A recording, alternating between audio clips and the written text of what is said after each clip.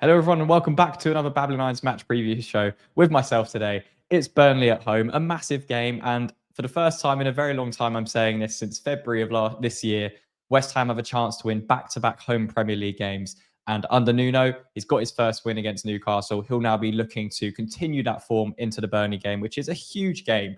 It's frustrating that I'm sitting here saying that it is a huge game when we're playing in November, but it is. Burnley sit just 3 points above us outside the relegation zone. We have a really good opportunity to bridge that gap and condense or solidify our position back in the Premier League away from the relegation zone if we win by a few goals, which could potentially happen as well. But I'm full of a bit more confidence. I'm happy going into this preview, which is weird because a lot of the times for this season and throughout last season, it was pretty poor, to be honest. I was dreading doing these previews and going into it with a mindset of hoping rather than expecting. For this one, I think there's now an expectation from the fan base to continue where we left off against Newcastle with that 3-1 home win last week and take that into the Burnley game full of confidence, energy, intensity, and get ourselves back up the Premier League table, because there's still a lot of work to do this season, and we do not want to see ourselves in that bottom three come May next year. So if you enjoyed a breakdown of this preview show, let me know down below in the comments. Leave a like, subscribe, all of that jazz,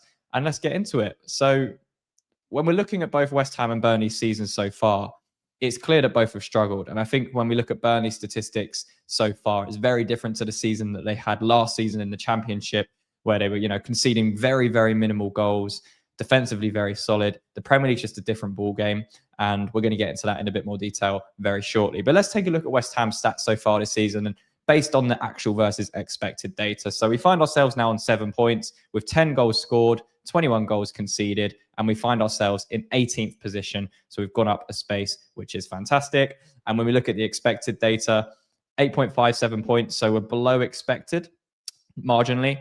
Goals scored, we've scored more than we were expected to score, so slightly overperformed there. Goals conceded, 19.42. That is still an extremely high number, to be honest, but we've conceded more than we were expected to, so that's kind of balanced out with the goals scored. And our expected position is still 19th, so we're marginally above where we should be. And before we take a look at Burnley's, this kind of makes sense for West Ham's season. Obviously, bar that Newcastle result and the Forest result, we've really, really struggled this season, but this is a massive opportunity for West Ham and for Nuno to kick on, because for too long it's been way too passive. The intensity hasn't been there. That was the complete opposite against Newcastle. Despite conceding early, I thought we pushed Newcastle back. And then when we took the lead, we made it very, very difficult for them to break through us. And then we had the platform of the counter-attack to work from, which we know Nuno works so well with. So this is going to be a different test for West Ham, which we'll get into. But let's take a look at Burnley's stats so far this season, because their data is not great either when we look at it. So they're on 10 points, so they're 3 points more than West Ham. When you look at their expected points, just 5.19. So they're massively overperforming in that regard so far this season. When we look at goals scored, they've scored 12 with an expected goal scored of 8.12. Again, a massive overachievement there. Goals conceded, they've conceded 19 with their expected data at 23.13. Again, they're performing better than the expected data suggests they will.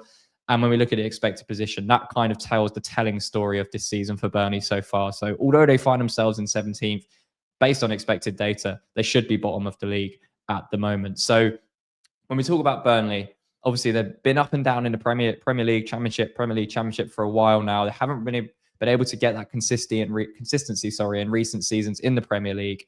And they've been looking to do that this season, obviously under Scott Parker. He had a fantastic season with them last season in the Championship. As I mentioned, defensively, one of the best Championship teams we've seen from a defensive perspective.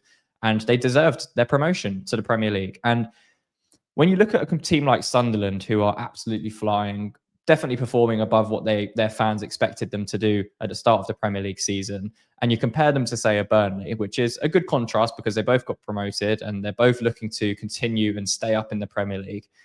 Burnley just haven't, in my opinion, recruited as well as Sunderland, and I think that's probably going to be a big detrimental factor to their season so far. It's just so difficult to stay in the Premier League once you get promoted, unless you're making that heavy investment and unless you have a coach that has a pedigree or a potential pedigree of keeping you up. So obviously with Sunderland's manager is a bit of an unknown entity, but he's clearly a very, very excellent, well-coached coach that is now able to coach his team. And when we look at Scott Parker, again, he's got that experience under his belt at the Premier League level. He has relegations on his CV. He has promotions on his CV. So it's a bit more of an unexpected entity there. But they'll be hoping to stay up. And they definitely have enough to do that. It's just whether they can get the consistency at home and perform away. That's going to be the big ask of Burnley, because the Premier League is not a forgiving league, as West Ham are currently finding out. It's brutal. You have to pick up points. You have to get that consistency, that run of form. And there's something we're trying to do at home. You know, with just 3 wins in the Premier League at home all calendar year for West Ham, we have to build on that. And Burnley will have to do the same. And away games like this are a really good kind of barometer of where both clubs will be at going into the international break. And let's take a look at Burnley's stats in a bit more detail for this season. So they've got the 9th weakest offensive record in the Premier League with 12 goals scored. They've got, however, the worst expected offensive record in the Premier League. They've got the 4th worst defensive record in the Premier League, but again, the worst expected defensive record. So going forwards and defensively, their expected data is the worst in the league. They're averaging around 1.2 goals per game with an XG of 0.75, averaging 1.9 goals conceded per game with an expected goals against of 2.08. And very, very low in terms of possession, just averaging 36% possession so far in the Premier League. Again, circumstances, they've played Arsenal, they've played Liverpool, they've played some tough games in that, but they are a team that is a little bit more compact. They're not going to be dominating possession, as you would expect, to be honest. But I feel like there's times where they've been a little bit too passive. And look, there's pros and cons to playing certain ways in the Premier League. Again, Burnley came very close against Liverpool in getting a result, but was just edged out at the end. But they played very compact in that way. They didn't really go for the win. They were trying to platform from a draw and get anything else as a bonus, which is sometimes you have to play that way when you look at the squad differences, the difference in their status. It's a huge ask. But this is a big game for West Ham against Burnley, and Burnley against West Ham as well. It's a huge, huge game for both clubs, because if Burnley win this game, they go 6 points above West Ham. And although you can look at expected data, you can look at all of the statistics in the world, all that matters is if you pick up those points. So West Ham have to find some consistency now. And there is nothing more than a win for West Ham in this game. They have to win it, in my opinion. We have to win this game. Not just because of the points, not just because of where we are in the league, but if we don't build on the momentum of that Newcastle game and the intensity that we showed in that game, it's just not good enough, because you can't just show up for one-off occasions in the bigger games or the games where you're not expected to win. So this is a game West Ham are expected to win. So we have to go out and do the job. We have to perform. And if we do perform, I believe we will win the game. I think we have a better team than Burnley. I think we have a better coach than Burnley. So there's no reason why West Ham can't win this game. But Burnley will be coming here to try and prevent that. And we know that Nuno prefers to get ahead and then play counter-attacking football. So if Burnley score the first goal, they're going to be happy to sit back and be very compact and hard to beat, which we know they can do, because we're going to touch on this very shortly. But when you look at the formations that they've utilized this season, almost 50% of their games, they've used a back 5. So they're happy to sit in. They're happy to be a bit more passive at times.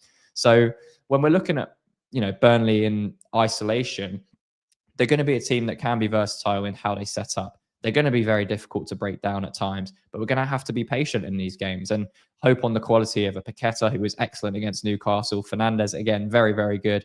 And then get the ball to the likes of Somerville, Bowen, and try and feed the supply of Wilson. So it's going to be a tough game. I keep saying it. It's going to be a tough game. There are no easy games in the Premier League. That old cliche very much rings to truth. It's going to be a very difficult game for West Ham, but we have to win it. We have to win it if we're serious about our Premier League status this season. And it is frustrating that we find ourselves in this position, because I believe we have better players to elevate ourselves a lot higher in the Premier League and be challenging in better areas of the league.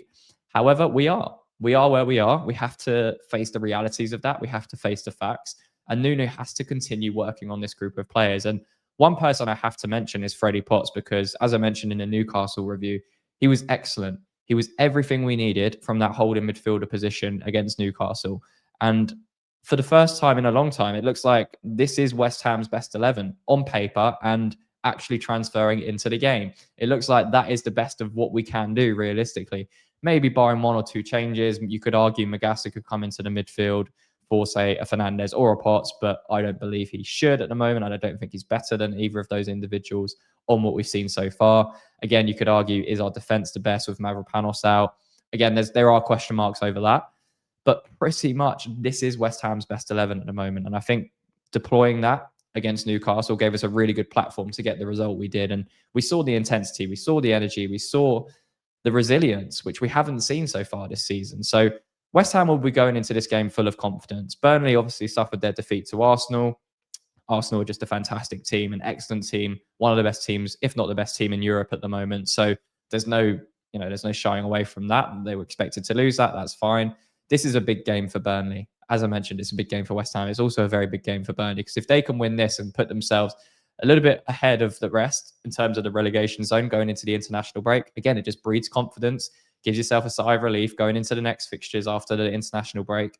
And mentally, it just has a really positive impact. But when we're talking about how both teams could line up and where West Ham tactically could get the better advantage of Burnley, let's take a look at how this could look. So Burnley, again, I mentioned they've played a back five on almost 50% of their games so far this season, but I do think they'll go to a back four for this one. I think they'll try and get that extra body in midfield because we know we're going to play a midfield three of Potts, Fernandes, Paqueta, or more than likely going to play that midfield three. So when we compare the teams, I'll go through it very quickly. So West Ham, I think we're going to be unchanged from the game against Newcastle, which you can see on the left-hand side here. I think that midfield three blends really, really nicely. I like the front three. Maybe Byron Wilson, obviously long term, but he played well against Newcastle. And our back four, I think, picks itself at the moment with Areola in goal, who had a better game in the net as well. When we look at Burnley, Dubravka in goal, Walker, Esteve, Twanzebe, Hartman, Florentino, Cullen, who West Ham fans will know very well, Ugochukwu, and then Larson, Anthony, and Fleming. They do have some other players that could potentially come into the fray here, but I do think they're going to line up with this back four and a midfield three as well. So look, Burnley have some transitional threats on the break. Their wide players are quick, they're exciting, they're very, very dangerous on the counter attack. So we have to be careful of that because we've been a little bit susceptible to that this season in terms of switching off, not being aggressive, not being coherent or structured enough when we lose the ball. That has to be the blueprint. We cannot expect to just win this game because we won't. We have to perform. It's going to be a very important game for West Ham to get this 3 points, and everyone's going to have to be on it, even more so than the Newcastle game. The intensity has to be there from minute one.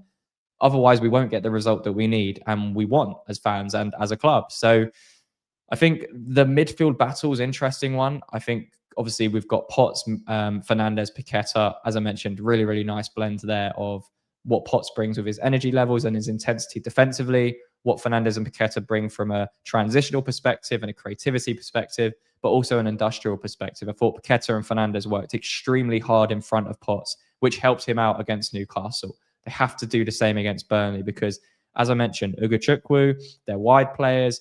Burnley will be able to pose a transitional threat against West Ham. So we have to make sure we're blocking those lanes and not leaving Freddie Potts isolated in the midfield by himself. And, if we lose the ball in a dangerous third of the pitch, high up, where's Paqueta and Fernandez's recovery going to come from? Are they going to recover in time? Are they going to help out Freddie Potts in the midfield? All of those things are going to be really important. And then you're looking at likes of Kyle Walker versus Somerville as a battle. Again, I fancy Somerville in that one. I really do. I think Kyle Walker obviously has the reputation he has from his time at Man City and his career so far. It's not the same Kyle Walker, is it really? And he is someone that over the last few years in particular has been susceptible to switching off at times. So Somerville's going to have to be ready to pounce or ready to run off the back of Walker because we could get a goal from that easily, but from Walker switching off, especially in this type of game, in this type of scenario. I think that could be something that West Ham look to. And then obviously Jared Bowen, getting him on the ball. What I liked against Newcastle was Bowen was almost coming in a lot more centrally than Somerville. Somerville was happy to go out wide and be that isolating 1v1 threat. Bowen was playing a lot closer to Wilson, which I think helped Wilson as well. And it just allowed Wan-Bissaka to then create those overloads on the right-hand side, which we saw for the Newcastle own goal as well. That all came from Bowen's movement inside, drew Dan Burn out, allowed the space for Wan-Bissaka to then run through and cross in for the own goal. So lots of individual battles. The midfield is obviously a really important one. I do think Burnley will go with a midfield three. If they do go with a back five, I think that just plays into our hands a bit more because as we saw against Newcastle, they played that 4-5-1, but it was very passive with their midfield. They weren't really pressing the likes of Potts, Paqueta, Fernandes when they got the ball, especially in the first half. So if Burnley come in and sit in with a back five and allow Potts, Paqueta, Fernandes to get on the ball and dictate the game, it's going to be very difficult for them to sustain that and stop us, I believe, for 90 minutes. So I am confident for this one. For the first time in a very long time, I'm going into a match with a bit more confidence. And, Burnley fans will definitely fancy their chances as well, because they'll be looking at that Newcastle game as a one-off. But as I mentioned, the word consistency, so important that we get some consistency now across the team, and with the results that we drive, especially going into the international break, such a big difference. We could be sitting in such a different place going into the international break and coming out of that, when we've got Bournemouth and Liverpool still to play at the end of November. So in terms of my prediction for the game, I'm going to go over 2-0 win. I think we're going to continue with our defensive solidity, which sounds mad, I know, but I just don't think Burnley, as we looked at the expected data, they don't pose enough of a threat. And especially if they play a back five, which I don't think they will do. But if they do play a back five, I think it just limits their transitional ability as well against this West Ham team. But the emphasis is on us to go and play to win this game. So interesting to see whether Nuno sets up a little bit more passive out of possession, or whether he steps up a little bit higher. I think he'll step the defense up a little bit higher, and then if we score, it will change. But I think we'll be going after Burnley to get that first goal, which I believe is the right way of playing, especially in this type of game, this type of environment. Keep the crowd up, keep the energy up, because that was much better in the London Stadium, especially in the second half against Newcastle. The energy from the crowd and the intensity from the crowd was there, and that was reciprocated by the players as well. So, yeah, I'm going to go over 2-0 win. Goal scorers, I think Bowen will get a goal again, and I think we'll see Somerville score again. As I mentioned, that battle with Kyle Walker, I think there's going to be a moment where Somerville gets in behind Kyle Walker from him switching off, and we score from that. Again, we'll see if that happens, but that's just my prediction. And yeah, fingers crossed we get the 3 points and we continue with back-to-back home Premier League wins under Nuno going into the international break. But let me know your thoughts down below. Let me know your score predictions. How do you want West Ham to line up? What do you want to see from our players, and what do you expect from Burnley's side? That is, again, when we look at the expected data, struggling so far this season. But if you enjoyed the breakdown, leave a like, subscribe to the channel for more content, and until the next one, come on, you Irons.